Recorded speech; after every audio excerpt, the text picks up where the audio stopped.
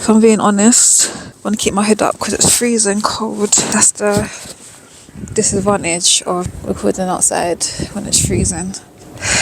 Is what it is. Hi guys, and welcome back to Fit with T. I hope you guys are good. So today we're talking about arm action. So when it comes to sprinting in particular, the arm action is actually really important. I know that there's a bit of a mixed debate as to how important it is, but let's keep it real. Have you tried to run with no arms, right? Have you tried to even do high knees without your arms? For example, it's actually much harder. So your arms do assist you. They do help to control or to almost steer what's happening with your legs, right? If you're sprinting, you're moving at such force. Try to do that without arms. You will definitely fall on your face. So there's a few things that I just want to share with you guys, a few little tips that I want to give you when it comes to arm action and where you can actually start with regards to the arm action, right? So first and foremost, the arm movement, we talk socket to pocket, okay? So from eye level to about your hip level, right? So you don't need your arms to be going up here. That is just too high. That's unnecessary. So that's just unnecessary and it's slow. So about eye level is about as high as you would need your arms to go, right? And then in terms of how low, if your arms are going down past your hip, that's going to be a bit too low. Again, probably not as effective as if they're going to about your hip height, so your pocket height. Imagine you've got pockets down here, right? So socket to pocket. So that's when we're talking about the range in terms of how high or how low, right? So that's roughly speaking. Obviously everyone's body's different in terms of how long your torso is, how long your legs are, whatever, how long your arms are. It might vary slightly, right? But eye socket to hip pocket, on average, that's kind of the range that we're looking for, right? Now, when it comes to your shoulders, you want to have relaxed shoulders, okay? A lot of people want to be up here running. If you have tension in your shoulders, that's going to lead to tension in the rest of your body, right? And you're not going to be able to have as fluid leg action as you want, as fluid arm movement. So you want to relax your shoulders, even though you're going to be working with your arms, which I'll get onto. You want to have relaxed shoulders when you're doing it. So you don't want to have tension. You can't actually move your arms as fast if your shoulders are up like this. Relax them and work with relaxed shoulders, okay?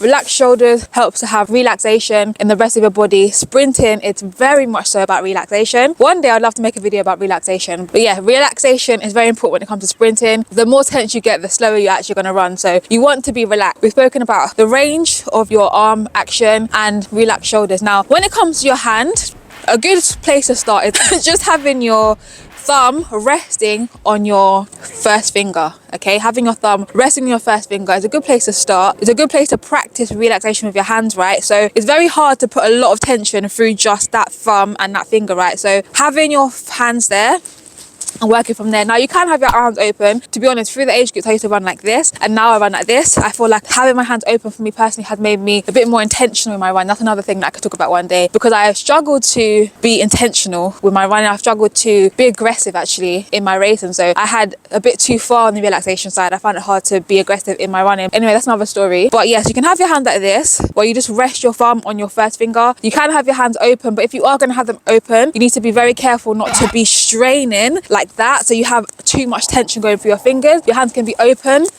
where your palm is kind of stretched but your fingers are not necessarily tense, right? So you want to kind of avoid this action, a fist, which is a automatic trigger to your mind to be tense, right? So you don't want to have your thumb inside your finger, or if you have it out like this, tightly closing your fingers like this, right? Like squeezing and putting that tight tension through your arm. Try to do that without being tense. Is very difficult. So nice relaxed fingers, thumb resting just on your first finger, or you can have them open, but again, try not to have too much tension going through all your fingers, like through to the tips of your fingers. So that's hands, shoulders, arms. Now let's talk about actually driving your arms, okay? So when you're driving your arms, the main thing you want to avoid is this twisting action, okay?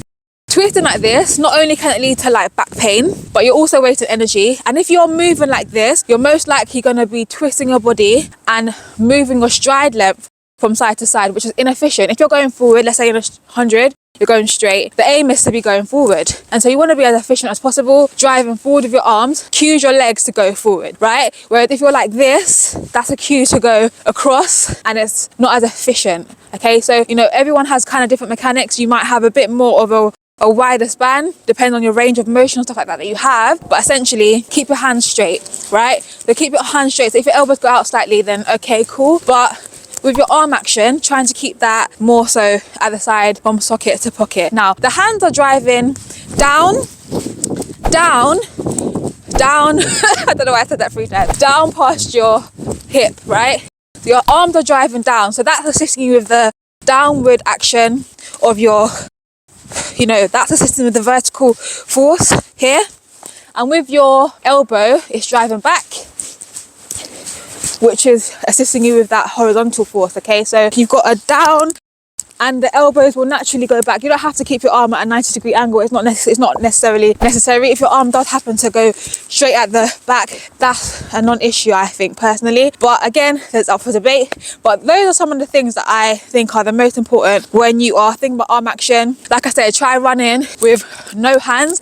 It's much more difficult than with hands, yeah? So arm action, guys. I hope this video has been helpful for you in some kind of way. If you enjoyed the video, please give it a big thumbs up to help me accelerate my channel, to let the algorithm know so that more athletes like you can see this video. And if you're not subscribed, subscribe and join the tribe. And guys, if you haven't checked out my Patreon, check it out. So the aim of my Patreon is to basically not only help support me making more videos like this for you guys, but also to do monthly video calls with you. So if you want to send me like your videos, I can answer all your questions and I can give you actual feedback for you personally, which other people can also benefit from. So check out my Patreon if you haven't checked it out. The link is in the description box below. But in the meantime, if you want some more tips when it comes to your sprinting and you haven't yet checked out this video, then check that out next.